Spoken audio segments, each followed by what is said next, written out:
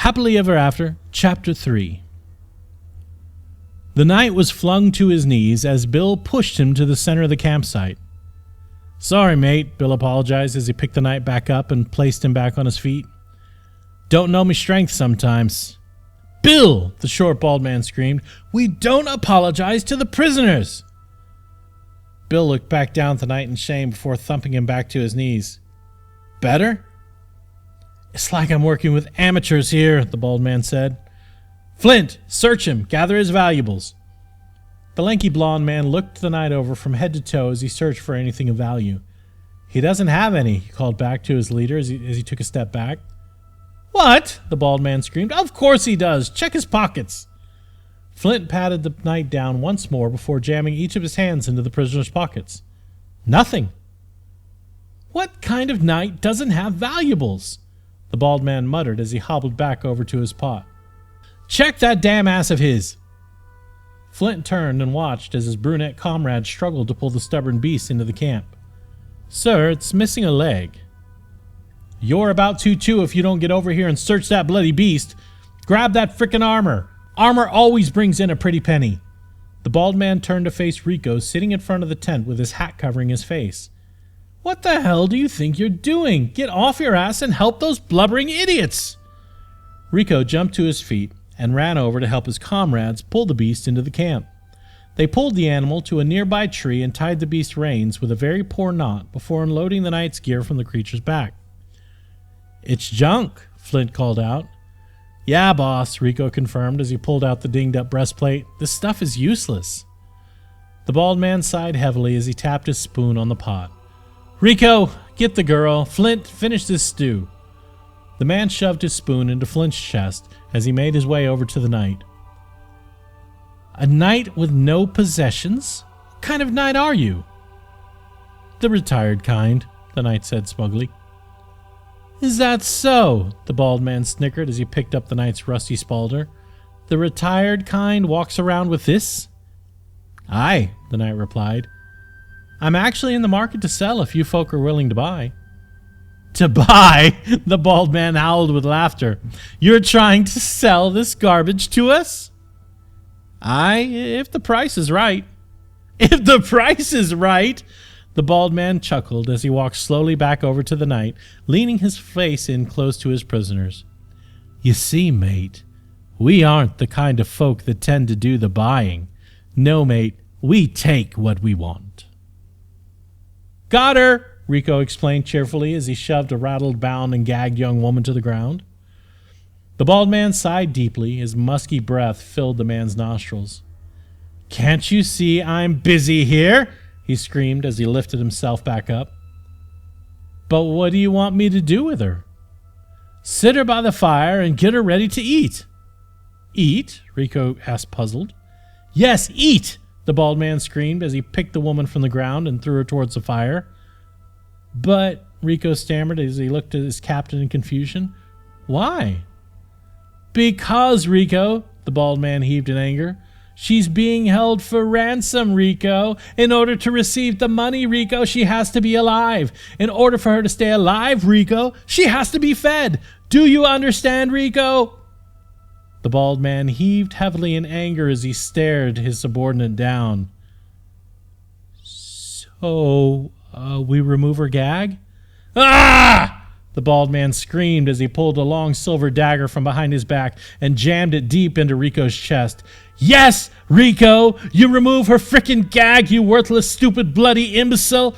he screamed as he pulled and stabbed his blade into the bandaged chest with each word.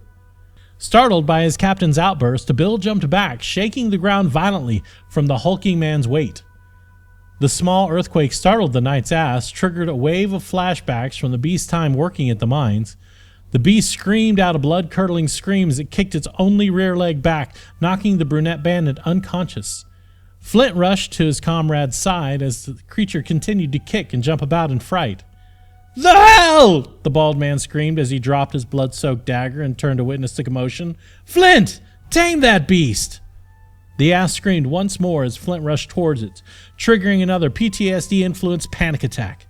The beast charged forward, snapping its tethered binds and trampling Flint as he barreled towards the bald man. The bald man screamed as he dove to the side, barely missing the rampaging beast's attack. "Bill!" the man screamed as the beast flew into the woods. "Make sure that filthy mutt doesn't come back!" The man picked himself up and dusted himself off as he surveyed the wreckage. "And get rid of that corpse. I don't want it anywhere near here when it starts to stink." Blood spurted from the man's chest as a glint of silver poked through the man's shirt. The man looked down in shock as life began to fade from his body. The blade slid back as the man's lifeless corpse slumped forward, revealing the determined face of a frazzled female prisoner. "Finally," she sighed as she slit her remaining bonds with the blood-stained blade. "Didn't think he'd ever shut up." "Wow," Bill gasped as he watched the woman free herself. "You!" she cried as she pointed the blade at the half-giant. "Are there any others? Speak quickly before I do you in like I did your master." The hulking man stuttered as he backed himself into a tree. I don't think so." "You don't think so? Well, think harder. You have any more friends hiding in the woods? Any other bandits know that we're here?" No, ma'am," Bill stuttered. "No?" The woman smirked with a twinkle in her eye. "Then beat it," she screamed as she waved her blade about. The man took 3 steps into the woods before turning back with a look of confusion. "Boo!" the woman cried as she lunged at the hulking fellow. The man whimpered in fear as he ran off into the woods, shaking the earth with each step. "Half-giants," the woman chuckled as she wiped the bloody blade with her ragged dress.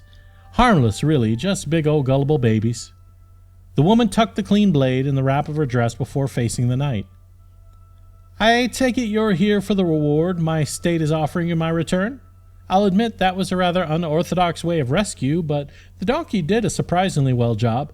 In either sense, my family will be more than happy to pay you once we arrive in Floringdale.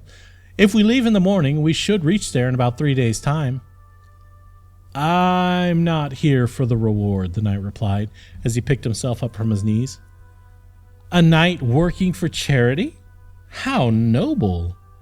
"No, not a knight," the knight answered. "And I'm not here on behalf of charity."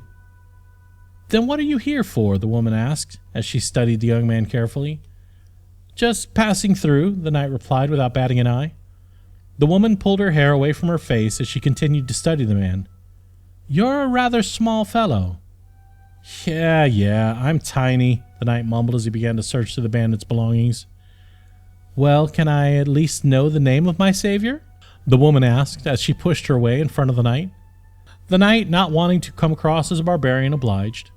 "George or Matt or Mike," he replied as he pushed his way past the woman and continued to search. "But I'm not your savior." "No, that ass of yours is," she chuckled before pushing her way back in front of the knight. "Princess Jasmine Ravenwood of Floringdale, or Jazz," she introduced herself as she held out her hand. The knight pushed it away and began sifting through the bald man's pockets. The woman turned her attention to the unconscious brunette bandit. "Shouldn't we tie him up or something?" "Nope," the knight answered as he pulled a pouch of gold from the bald man's pocket. "Why not?"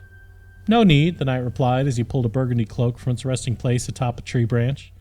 "Here," he called out as he tossed the pouch and cloak behind him to the girl. "You'll need these more than I will." "What?" Jazz asked as she caught the items. "Cover those golden locks, princess. There are more bandits, a lot meaner than these fools in these woods. There's a tavern about a night's walk south. Continue past and over the hill, and there's a town. The gold should be enough to get you a ride home." The knight pulled the brunette bandit's sword from beneath the man's unconscious body and strapped it to his back before making his way back into the woods. Wait, you're just leaving?" the woman asked as the knight walked away.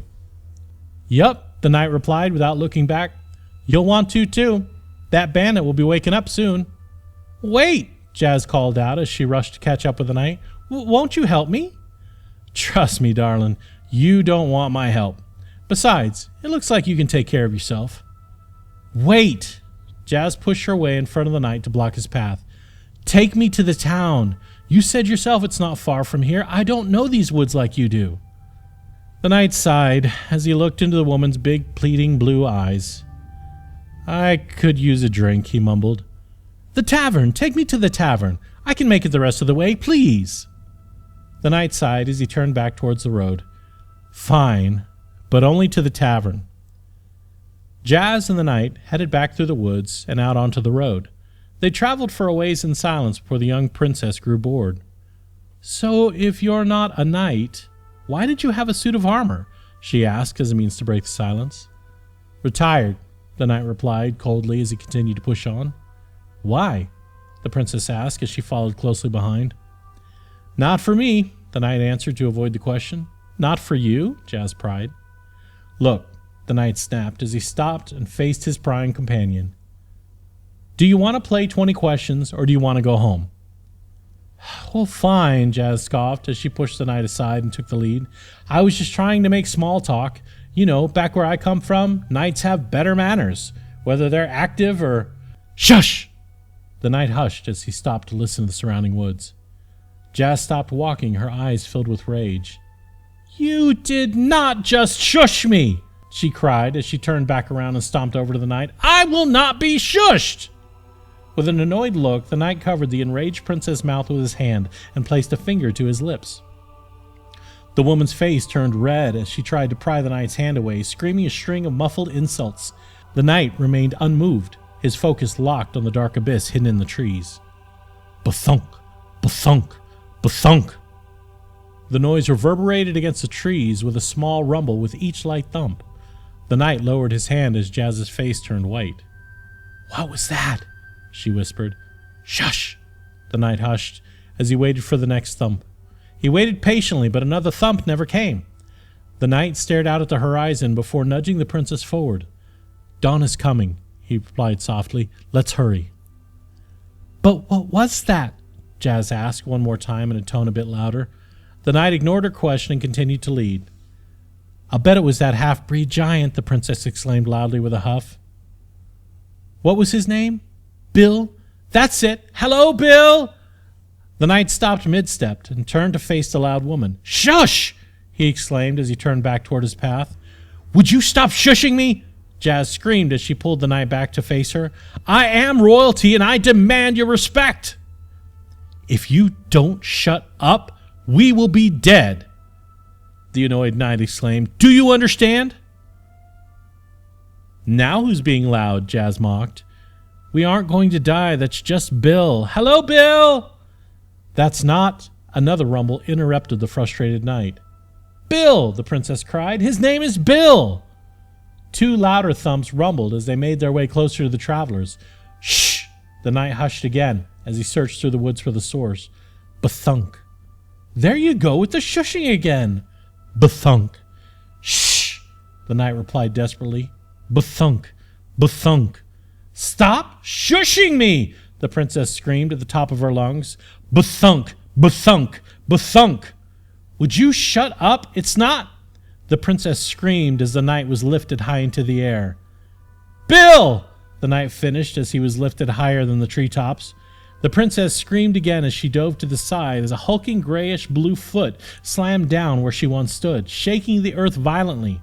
The earth shook once more as another foot slammed into the ground a quarter-mile away. The princess watched in terror as the original foot lifted as the monster took another earth-shaking step as it walked away, taking the princess's only guide with it.